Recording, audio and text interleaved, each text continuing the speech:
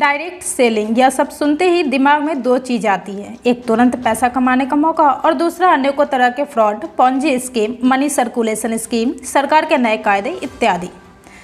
आज की इस वीडियो में हम मल्टी लेवल मार्केटिंग, जिसे हम LM भी कहते हैं, अर्थात डायरेक्ट सेलिंग के क्या मायने हैं और क्या आप इसमें अपना करियर बना सकते हैं, आगे जानेंगे सभी चीज़ों को, इसलिए वीडियो में अंत तक बने रहें। मल्टी लेवल मार्केटिंग MLM में कोई प्रोडक्ट या सर्विस कंज्यूमर को डायरेक्ट बेची जाती है और कंपनी अपने एक डिस्ट्रीब्यूटर के थ्रू कंज्यूमर को डायरेक्ट अप्रोच करती है। बहुत सारे बीच के मिडलमैन को हटा दिए जाते हैं, दुकानें नहीं होती है। ऐसा करके कंपनी को ऐसा लगता है कि वो प्रोडक्ट की प्राइस कम रख सकती है और पर्सनल प्रॉफिट मोटिव से डिस्ट्रीब्यूटर की फौज खड़ी कर सकती है।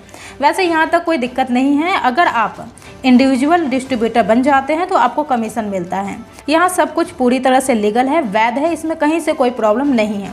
दिक्कत कहाँ शुरू होती है जानते हैं। जब कंपनी डिस्ट्रीब्यूटर्स को बोलती है कि तुम और नए डिस्ट्रीब्यूटर लाओ और उनके सेल में से तुमको कमीशन मिलना शुरू हो जाएगा और जो प्रोडक्ट तुमने हमसे लिया है आगे बेचने के लिए, उसकी प्राइस भी तुम्हारी ऑफसेट होती चली जाएगी। यहाँ से बीज बढ़ते हैं पिरामिड यानी पॉन्जी स्कीम के।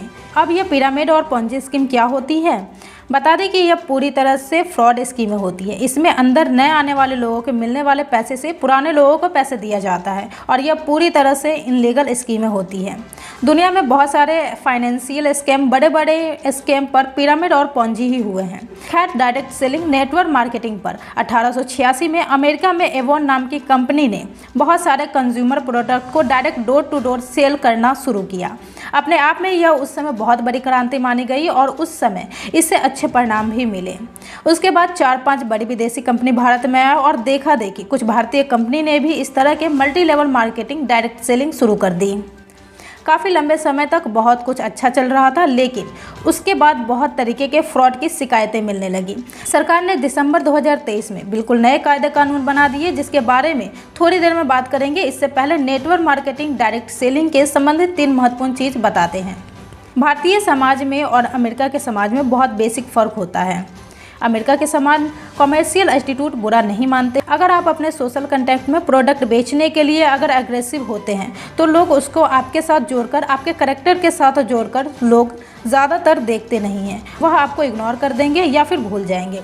भारत में जब आप ऐसा करते हैं तो आपके सोशल इमेज पर भी असर आने लगता है। तो भारत में इतना आसान नहीं है डायरेक्ट सेलिंग करना अमेरिका के मुताबिक। दूसरा खतरा के बारे में बात करते हैं। यदि आप पॉन्जी स्कीम का हिस्सा बन गए हैं तो आप बर्बाद हो सकते हैं। किसी भी दिन कंपनी बंद हो सकती है, प्रमोटेड भाग सकता है और उसका कुछ बिगड़ने वाला नहीं है। और तीसरा बड़ा खतरा यहाँ पर होता है कि जिस कंपनी से जुड़े हैं, पहले सरकार की साइट पर जाकर ऑफिशियल लिस्ट में देख लीजिए कि लीगल है या नहीं, क्योंकि नए कानून आ गए हैं। हालांकि 2021 में जो कानून आए हैं उन्होंने नेटवर्क मार्केटिंग सेलिंग को इनलीगल नहीं बनाया है। भारत में ये पूरी तरह से लीगल है, लेकिन कुछ नियमों के साथ। सबसे पहला चीज़ है कि जो नए कानून आए हैं वो सारे डायरेक्ट सेलिंग कंपनियों पर लागू होते हैं और कुछ कंपनियां में सरकार को बैन कर दिया है, लेकिन बहुत सी कंपनी आज भी लीगल चल रही है। अब नया कानून साफ है। पहला, पिरामिड स्कीम नहीं चल सकते हैं। दूसरा, कोई भी मनी सर्कुलर स्कीम नहीं चला सकता है। तीसरा, कोई भी नया वादा नहीं करेगा को अपने डिस्ट्रीब्यूटर की तुम्हारा प्रोडक्ट में प्राइस कम होगा। तो यह सब भारत में इनलीगल है। यदि आप ऐसे किसी जाल में फंस गए हैं तो बाहर निकल आइए, क्योंकि आपका पैसा डूब सकता है, कंपनी बंद हो सकती है, सरकार इस पर ताला लगवा सकता है। नेटवर्क मार्केटिंग सेलिंग यानी कि मल्टी लेवल मार्केटिंग के कुछ फ़ायदे भी हैं।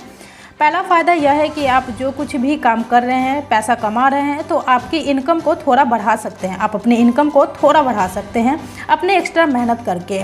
दूसरा, यदि आप फुल टाइम जॉब नहीं छोड़ सकते हैं तो यह इसमें अनुभव ले सकते हैं। और तीसरा, स्टूडेंट होने के साथ साथ आप कुछ पॉकेट मनी भी निकाल सकते हैं, बशर्ते इन नियमों और शर्तों को ध्यान में रख करके। इसके साथ ही विस्तृत जानकारी के लिए आप हमारे आर्टिकल को भी पढ़ सकते हैं, जिसका लिंक आपको डिस्क्रिप्शन में मिल जाएगा। धन्यवाद।